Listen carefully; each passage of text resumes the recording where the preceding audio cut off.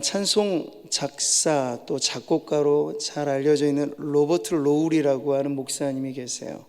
이분은 미국의 남북전쟁 당시 활동했던 그런 목사님이신데, 원래 그냥 일반적인 목회만 해오시다가 그 당시에 사회가 경제적인 어려움, 사람들이 공황장애와 같은 불안 심리가 가득했던 그 시대의 목회를 하는 중에 하나님께서 또 특별한 은혜를 부어주셔서 이제 찬송 작가나 찬송을 작곡한, 이분이 음악을 전문적으로 배우신 분이 아닌데도 그렇게 할 수 있는 은혜를 누리셔서 우리 찬송가 중에도 수록되어 있는 많은 곡들을 이분이 쓰셨어요. 그러니까 작사 작곡 전체를 한 곡 중에 무덤에 머물러, 부활절 우리가 부르는 찬송, 여러 해 동안 주 떠나, 그리고 나의 죄를 씻기는 예수의 피밖에 없네, 이런 주옥 같은 명곡들을 만드셨어요. 작곡에만 참여하신 곡 중에도 아주 유명한 곡들이 많죠. 나의 갈 길 다가도록, 주 음성 외에는, 날 위하여 십자가에, 성자의 귀한 몸. 그러니까 한 분의 작사 작곡가로 정말 좋은 명곡들을 우리에게 전해준 아주 귀한 하나님의 사람이죠.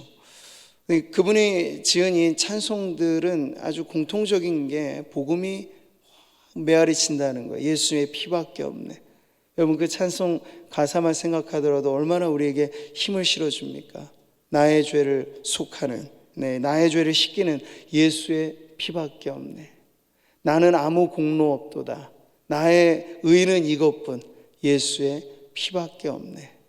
그러니까 복음의 핵심은 인간의 공로가 아니고 그리스도의 공로이며, 그 그리스도의 의 앞에 우리의 불의한 모든 것이 용서를 받고 회복된다 하는 그런 아주 단순하면서도 분명한 복음의 메시지를 담고 있는 거죠. 자, 오늘 우리는 욥기의 대목에서 이제 욥의 독백이 마지막에 이르는 장면을 보게 됩니다. 우리가 욥기를 계속 읽어가면서 이 안에 감추어져 있는 아주 깊은 곳을 파내면 거기에 더 숨겨진 보화가 있듯이, 욥기의 표면상의 고난의 메시지는 그 속에 더 깊이 파고 들어가게 되면 그리스도의 고난과 맞닿아져 있고, 그리고 인간의 의의가 얼마나 불충분한가, 인간이 단독자로 하나님 앞에 서기 얼마나 연약한 존재인가, 고로 모든 인간은 하나님 앞에 죄인이며 모든 인간은 고로 하나님의 은혜를 필요로 한다. 누구도 예외 없이. 바로 그 산 장본인이 바로 욥이라고 하는 그런 인물이죠. 성도들의 여러분, 합창은 주 없이 살 수 없네, 이런 고백이죠. 우리가 의롭다함을 받은 것은 순전히 예수님 때문이다 하는 그런 고백으로, 나의 의는 오직 예수밖에 없다 하는 이런 찬송이 모든 성도들의 사실 이구동성인데, 욥기 안에서 우리가 지금 살펴보고 있는 욥은 아직까지는 이 대목에 이르지 못한 형편에 있다는 것을 우리가 보게 되는 거죠. 그는 현재 그 당시에 자신의 삶으로 보면 고난의 쓴맛을 맛볼 뿐이며, 그것 때문에 괴로워하고 힘겨워하며 이해할 수 없는 하나님에 대해서 홀로 오해하고 분통 터져하며, 그 진실한 그 모습 속에서 자신의 깨어짐을 경험하는 그러한 모습으로 지금 보여지고 있습니다. 자, 그런데도 오늘 마지막 욥이 항변하는 최후 변론의 자리까지 해도 욥은 자기의 의를 포기하지 않아요. 그래서 하나님 앞에 스스로를 변호하면서 나아가는 모습을 오늘 우리가 보게 되는 것인데요, 이 말씀을 살펴보면서 다시 한번 욥기가 우리에게 이 숨은 메시지로 전해주는 진정한 의는 무엇인가, 우리가 하나님 앞에 구원받은 자녀로 살아갈 때 필요한, 우리가 꼭 들어야 될 복음은 무엇인가에 대한 것을 이 말씀을 통해 살펴보도록 하겠습니다. 먼저 욥이 최후 변론하는 그런 장면을 우리가 봅니다. 여러분, 막장이라고 하면 탄광에서 갱도의 마지막 위치를 일컫는 말이죠. 거기는 아주 위험합니다. 안전장치가 아직 되어 있지 않고, 근데 거기서 광부들은 뭔가를 캐내는 작업을 해야 되기 때문에 막장은 누구도 들어가고 싶어 하지 않죠. 그러나 위험수당, 생명수당을 많이 걸기 때문에 목숨을 걸고 들어가는 자리가 바로 막장이죠. 자, 우리 인생에도 고난의 인생길을 지나가게 되면 막장을 경험하는 이들이 많이 있습니다. 욥이 바로 그 막장 인생의 지금 주인공인데요. 26장부터 쭉 우리는 6장에 걸쳐서 욥이 독백, 친구들에게 마지막 발언을 하고, 그리고 그가 고난 중에 찾은 지혜가 이것이다.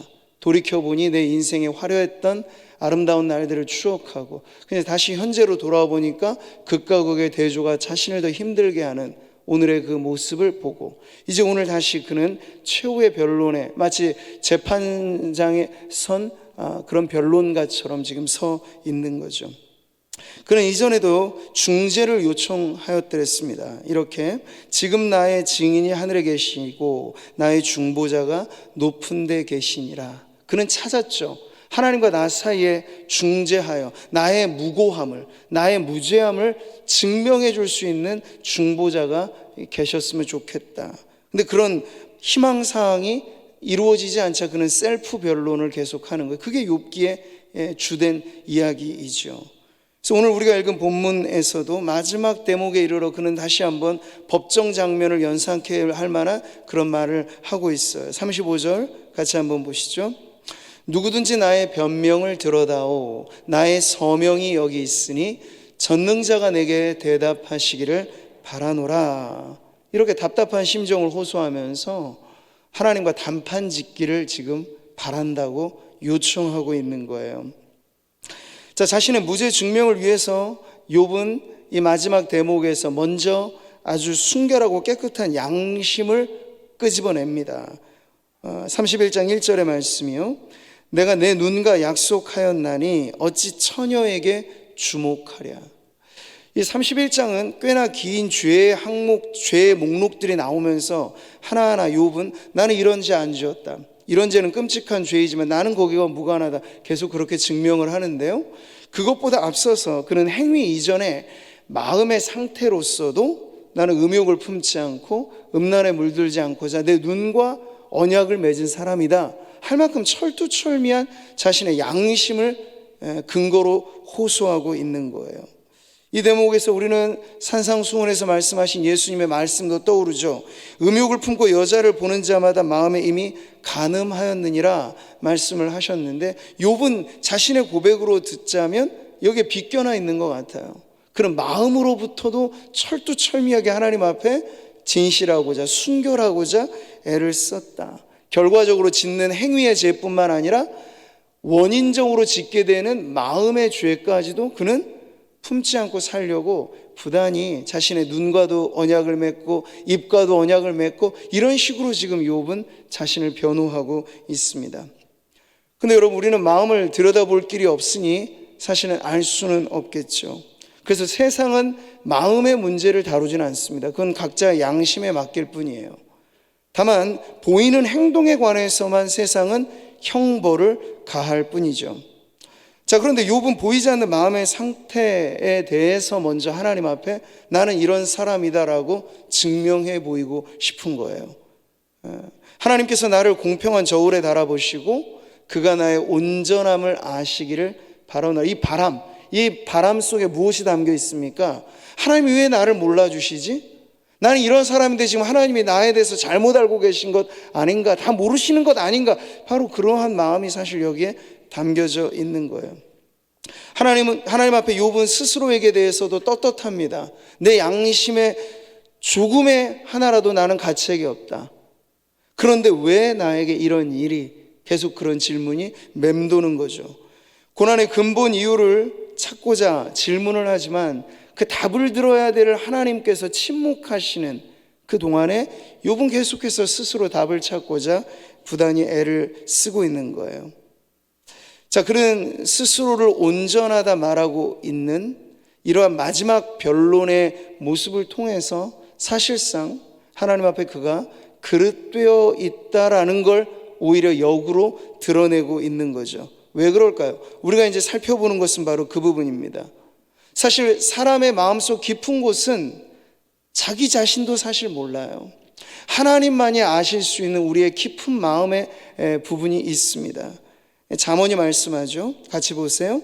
사람의 행위가 자기 보기에는 모두 정직하여도 여호와는 마음을 감찰하시느니라.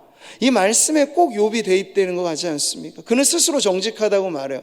스스로 자신의 기준에 전혀 나는 틀림이 없다, 잘못됨이 없다 말을 해요. 그러나 욥은 한 걸음 더 나아가야 됐습니다. 하나님, 나조차도 모를 내 마음에 혹 하나님께서 보시기에 그릇됨이 있지는 않았는가요? 라는 질문을 해야 했었는데, 욥은 처음부터 끝까지 일관되게 하나님, 나는 내 마음을 털어봐도 먼지 하나 나지 않는 사람 아닙니까? 그런데 하나님이 나를 왜 이렇게 다루시는 건가요? 이렇게죠. 양심의 가책조차 없이 살고자 애썼건만 하나님, 내가 당한 이 인생의 몰락을 보십시오. 이거는 상죄인이나 당할 법한 몰골인데, 하나님, 내가 지금 이 꼴로, 이 모습으로, 이 상태로 철저하게 무너져 버리는 게 가당키나 합니까? 라고 지금 하나님을 향하여 따지고 있는 거예요. 계속해서. 여기서 우리는 보는 욥의 독백에 무엇이 중심에 자리 잡고 있는가? 욥의 마음의 중심에는 하나님보다도 자기 자신이 판단자이고, 자기 자신이 기준이고, 자기 자신이 이 모든 것의 중심에 놓여져 있다라고 하는 걸 보여주고 있는 거죠. 신앙마저도 여러분, 자기 중심적인 신앙관을 얼마든지 가질 수 있다는 것을 우리는 욥을 통해서 보게 되는 겁니다. 우리가 알기로 욥이 고난의 초입에선 이러지 않았어요. 고난의 초입에 그는 일제히 재산을 빼앗겼고 한순간에 자식들이 죽음에 내몰렸죠. 그때 그 당시 욥이 어떻게 하나님 앞에 나아갔었습니까? 주신 이도 여호와시오, 거두신 이도 여호와시오니 여호와의 이름이 찬송을 받으실지니이다. 이게 욥의 처음의 모습이었어요. 근데 여러분, 고난의 갱도가 오래 파들어가고 고난이 막장까지 그를 몰고 가는 형국이 되자 이제 처음에 그 아내에게도 자신의 순전함을 버리지 않고 만신창이가 되어져 버린 그 억만진창에 몸을 끌어안고도 그는 우리가 하나님께 복을 받았은즉 화도 받지 아니하겠느냐 말하였건만 이제 고난의 막장으로 가면서 그 마음이 무너져 가게 되는 거죠. 그래서 남아있는 것이라고는 앙상한 자기 의밖에 없는 그런 인생의 모습으로 지금 서 있는 겁니다. 저는 이 말씀을 보면서 욥기를 읽어내는 저와 여러분, 이 말씀을 묵상하고 기도하는 우리 자신은 과연 어떨까를 살펴봐야 한다고 생각합니다. 우리는 다를까? 그러지 않다는 거죠. 사람은 누구나 다 부서지기 쉬운 질그릇입니다. 우리의 인간의 마음이란 좋을 땐 한없이 좋아 보이지만 상황과 여건이 일그러지면 우리의 마음도 여지없이 깨어지기 쉬운 유리그릇 같다 하는 것이 바로 연약한 인생의 모습입니다. 신앙의 첫 출발은 누구나 순수하지만 어려움이 겹겹이 켜켜이 싸우게 되면 변질이란 생각보다 빠르게 올 수도 있고, 그래서 우리는 이 욥이 그저 앙상한 자기 의를 고집하고 주장하는 이 모습, 고난의 초입과는 다른, 초심과는 다른 그의 지금의 본심이 나는 다를까, 우리는 다를까 하는 그 질문 앞에서 숙연히 우리 자신을 성찰하게 하는 그러한 말씀으로 다가오게 되는 거죠. 우리도 참 욥처럼 연약한 질그릇이고 유리그릇 같은 그런 인생임을 하나님 앞에 고백하지 않으면 현재 욥이 계속해서 고난 가운데도 답을 찾지 못하는 미궁에 빠져있는 그 모습 그대로 우리도 헤어나올 수 없는 고난의 이유와 목적, 그것을 찾을 수 없게 우리의 고통만을 아파하면서 힘들어하면서 이해할 수 없는 하나님 오해하고 원망하는 그런 상태를 경험하게 될 수 있다는 이야기죠. 우리가 계속 살펴보면 이 욥의 마지막 최후 변론은요, 인간의 마음이 얼만큼 고난을 지나며 완고해질 수 있는가를 또한 보게 됩니다. 자, 그는 양심상의 깨끗함을 주장하면서 이제 행동의 죄의 목록들을 쭉 열거를 합니다.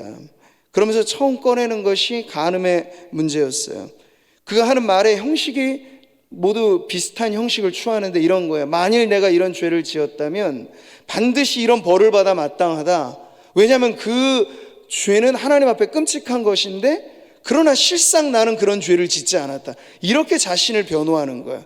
만일 내가 죄를 지었다면 벌을 받아 마땅한데, 왜냐하면 그 벌은 끔찍한 것이므로, 그러나 나는 그 죄를 짓지 않았다. 이렇게 지금 변론을 하는 거야. 이 간음의 예를 들어 그는 이렇게 말하죠. 만일 내 마음이 여인에게 유혹되어 이웃의 문을 엿보아 문에서 숨어 기다렸다면, 만약 이런 죄를 내가 지었다면 어떻게 될까? 마땅히 거기엔 형벌과 저주가 따를 텐데, 그는 이렇게까지도 말해요. 만약 내가 그랬다면 내 아내가 타인의 맷돌을 돌리며 타인과 더불어 동참하기를 바라노라. 심각한 표현인데, 이렇게까지 말할 수 있었다는 건 조금이라도 하나, 나는 그런 티끌만큼의 죄도 지은 적이 없다, 자신만만하기 때문에 이렇게 지금 이야기를 하는 거죠.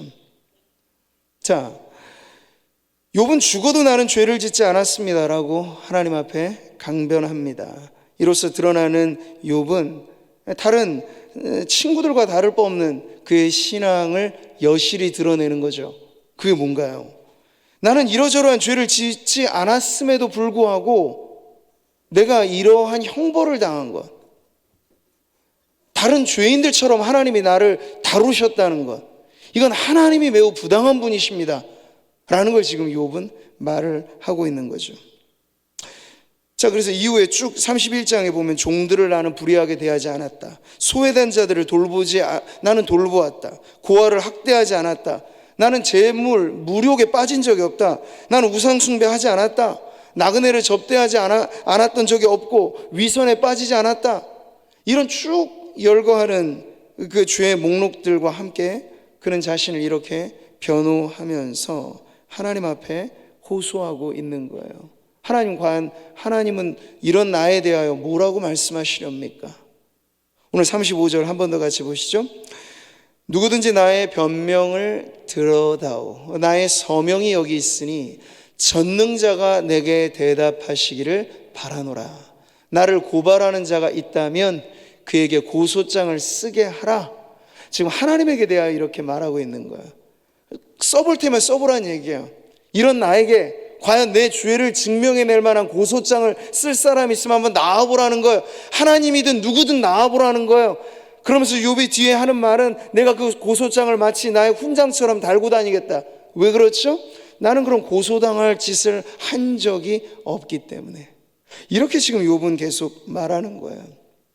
자, 여기서 우리가 읽어내는 욥의 마음은 매우 매우 완고해져 있다 하는 거죠. 네. 욥이 자신의 무죄를 주장하면서 자신을 변호하면 변호할수록 욥은 거꾸로 하나님을 부당한 분으로 몰아가고 있는 겁니다. 여기에 대하여 하나님은 지금까지는 침묵하고 계시죠. 그러나 후에 하나님께서 말씀하실 때가 올 거예요. 그러나 지금까지는 하나님이 듣고만 계신 거예요.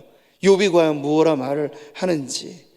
자신은 무고한 죄인이고 반대로 하나님은 불의한 재판장이시다, 이런 식으로 말을 하는 거죠. 사무엘이 사울 왕의 범죄에 대하여 지적하면서 한 말이 있습니다. 바로 이것이죠. 이는 거역하는 것은 점치는 죄와 같고 완고한 것은 사신 우상에게 절하는 죄와 같음이라. 완고함. 사울 왕이 생각보다 빨리 완고해졌거든요. 하나님 앞에 굳어져 버린 거예요. 아주.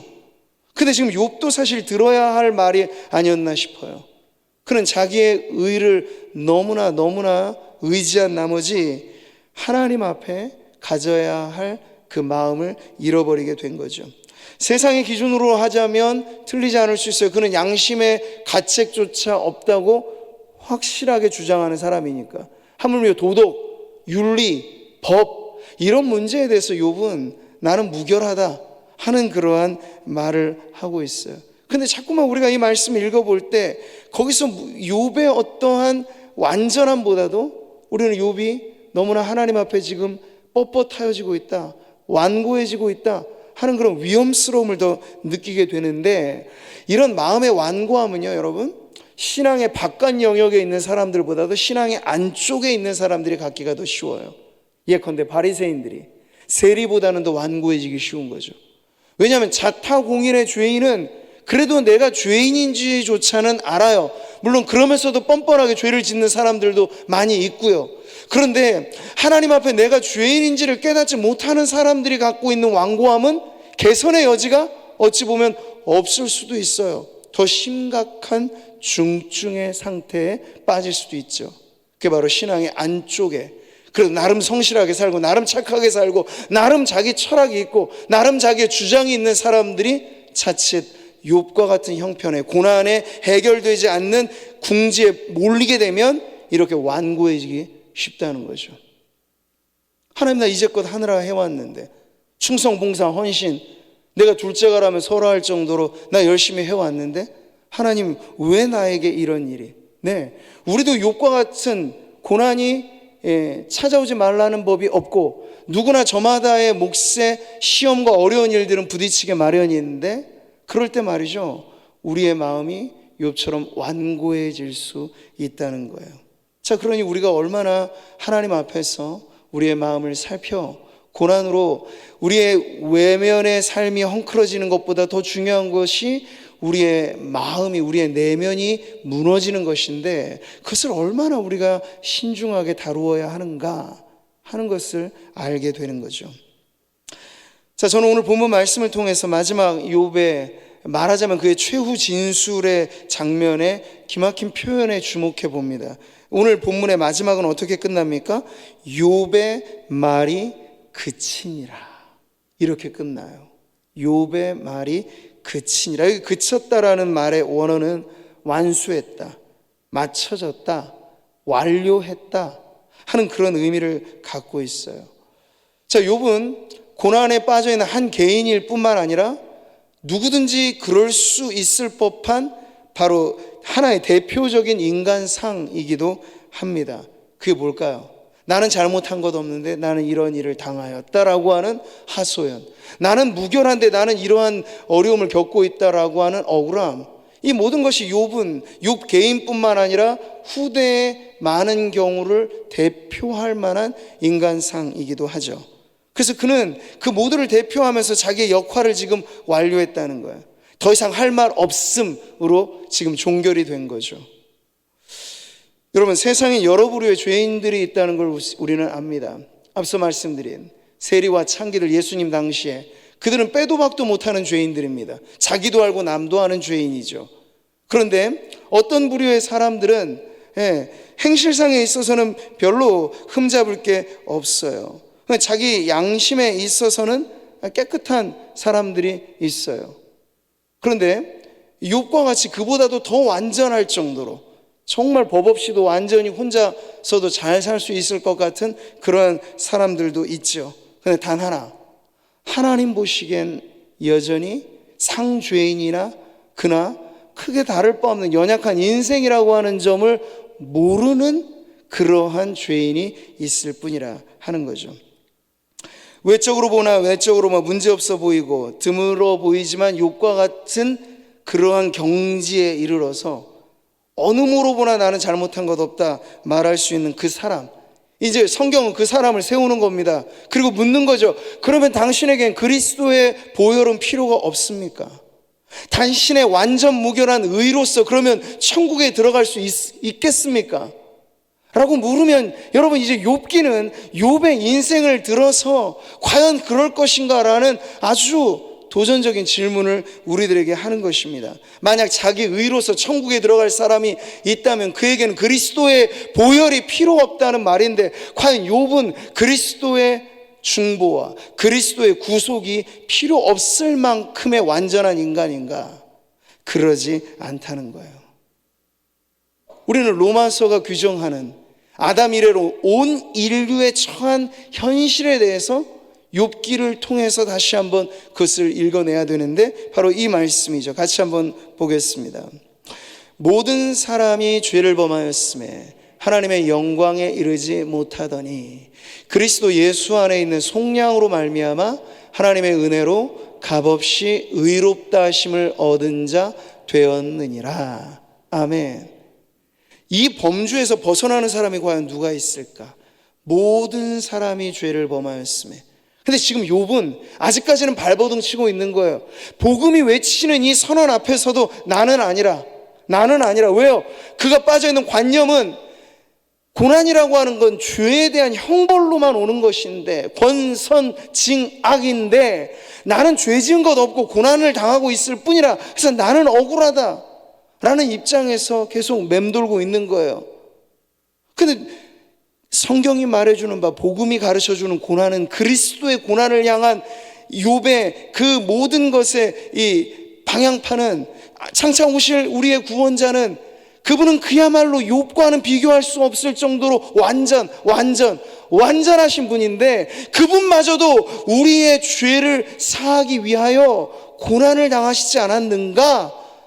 과연 그 고난 앞에 우리가 당하는 무고함, 우리가 당하는 억울함, 우리가 당하는 원통함, 그것이 과연 나는 아무런 문제가 없는데 나는 이렇게 생 고생을 하고 있다라고 하나님을 원망할 만한 이유가 되겠는가? 대답해보라 하는 거예요, 여러분. 하나님의 완전하심 앞에 모든 인생은 불완전하고, 하나님의 거룩하심 앞에 모든 인생은 흠과 튀가 있는 죄인이라고 하는 것을 욥은 이 고난의 현장을 통해서 깨닫고, 그것을 통해서 하나님께 돌아와야 할 인생이었다 하는 거죠. 욥 역시도 예수 없이는 구원에 이를 수 없는 연약한 죄인이라 하는 점에는, 사람과 사람을 비교해서는 욥이 인류의 최앞자리에 설 수 있지만, 인류의 최앞자리에 서 있는 그 사람도 예수 없이는 구원받을 수 없다라는 것이 복음의 선명한 외침이기 때문에, 오늘 우리는 욥기를 보면서 욥의 최후 변론이 어느 점에서 잘못되어 있는가 하는 것을 판단해낼 수 있다는 거죠. 욥의 말이 그치니라. 여러분, 오늘 이 말씀 이후에도 사실 욥기는 장장 11장에 걸쳐서 또 이야기는 이어집니다. 엘리후가 등장하고, 그리고 결국 마지막 결론에서 여호와 하나님이 등장하시는 장면까지 가는 동안, 근데 실질적으로 욥은 한마디, 지금과 같은 이러한 막장의 인생이 끝장을 볼 것 같이 하나님을 붙잡고 싸움하자 하는 그런 단판짓자 하는 그런 욥의 모습이 이제 이 이후로 등장하지 않습니다. 여러분, 이 성경의 스토리가 말해주고 있는 것은 이제 욥은 할 만큼 다 했다는 거야. 근데 그 할 만큼만 자신의 최선으로도 욥은 고난의 그 문제 하나 해결할 수 없는 연약한 인생이라고밖에는 판정되지 않았다 하는 거죠. 그러면 그 다음에는 욥의 인생은 누가 책임질 것인가? 이제는 하나님이 역사하실 차례라는 거예요. 인간의 마지막 공경의 자리에서 하나님의 도우심만이 우리의 유일한 소망이라 하는 것을 욥의 말이 그친 그 다음 대목에서 이제 성경은 우리들에게 말씀해 주고 계신 거예요. 자, 이 모든 것의 결론, 바로 욥은 하나님을 필요로 했고, 아직 하나님과의 인격적인 교우, 그 만남을 통해서 그가 고난의 목적과 고난의 이유를 깊이 믿음으로 받아들이기 전까지 그는 여러 많은 연약한 인생 중에 한 명에 지나지 않는 그러한 인물이라고 하는 걸 지금 보여주고 있는 거죠. 이제는 하나님이 말씀하실 차례라는 거예요. 욥의 말이 그치니라. 이제 인간의 어떠한 설명도 어떠한 도움도 사실 공경에 처한 욥을 구출해낼 수 없다는 말이에요. 이제는 하나님이 말씀하실 차례라는 겁니다. 물론 욥은 어린 사무엘처럼 그렇게 순하게 하나님 앞에 조아리진 못했죠. 말씀하옵소서 주의 종이 듣겠나이다, 이렇게 순한 마음으로 하나님 앞에 귀 기울이진 못했어요. 할 때까지 다 하면서, 끝장을 보고 싶은 마음에 갈 때까지 가면서. 그러나 이런 욥이 우리들에게 보여주는 건 차라리 위선의 허울을 쓰고 우리의 마음은 그렇지 않은데 겉으로만 하나님을 믿고 따르느냐 하는 것보다, 욥과 같이 고난을 직면해 자신의 현재 스코어가 얼마나 형편없고 하나님 아니면 자신도 최고라고 칠만한 도덕가이고 최고라고 칠만한 종교인이라 해도 고난 앞에 속수무책이며 하나님의 도움 없이는 나조차 나를 알 수 없다라고 하는 것을 욥은 우리를 대신해서 보여주었어요. 허울을 벗으라고. 차라리 하나님 앞에 이렇게 나아오는 것이 빨리 구출받을 수 있는 길이라는 걸 지금 욥은 온 몸으로 보여주고 있기도 합니다. 저항하는 인간, 자기 중심의 고집을 꺾지 못하는 인간의 모습을 우리는 욥의 최후 변론을 보면서 보게 되지만, 여러분, 이것이 욥의 끝이 아니기 때문에 우리는 또 하나의 희망을 발견하는 것입니다. 여러분 마음 가운데 하나님에 대해 이해할 수 없는 문제가 있고, 그래서 이것이 하나님 앞에 속 시원히 알아져야만 여러분의 신앙이 하나님 앞에 나아가야 할 터인데, 우리의 마음 가운데 내가 이렇게까지 하면 하나님과 나 사이에 정말 돌이킬 수 없는 강을 건너는 것 아닌가 혹 싶어서 내 속 시원한 내 마음의 진실한 이야기조차 꺼내지 못한 채 머뭇머뭇하는 그러한 분들도 계실 겁니다. 그러나 욥기가 보여주는, 시편의 많은 시들이 보여주는 권장할 만한 성도의 마음은 여러분, 하나님 앞에 진실하게 반응하라는 거예요. 아픈데 아프지 않다 말하지 말고 아프면 아프다고 이야기하는 거예요. 이해하지 못하는데 이해할 수 있는 것처럼 끄덕이지 말고 하나님 앞에 나 이거 이해할 수 없다라고 말해도 좋다는 거예요. 왜요? 하나님은 그 모든 것에 대하여 여러분 우리를 아시고, 욥은 욥대로, 그리고 저와 여러분대로 우리의 비참한 모습까지를 포함해서 우리의 구원자가 되시는 이가 바로 예수 그리스도이시기 때문에 해보지도 않고 직면해보지도 않고 지레짐작해서 우리의 신앙이 하나님 앞에 더 깊은 자리에 나아가지조차 못한 어떤 하나의 방벽을 쌓고 껍질을 만들지 말라는 그 메시지가 역시 욥의 이 솔직한 투쟁 어린 모습에도 담겨져 있습니다. 훗날 욥의 이 모습은 아마 야곱과 같은 인생에서 다시 반복되는 모습이 아닐까 싶어요. 야복의 나루터에서 하나님과 씨름했던 그 강렬한 모습, 결국엔 한 대 얻어맞고서야 그 씨름이 끝났지만 하나님은 그럼에도 불구하고 야곱의 손을 들어주셨어요. 그래, 너는 이스라엘이라 부르리라.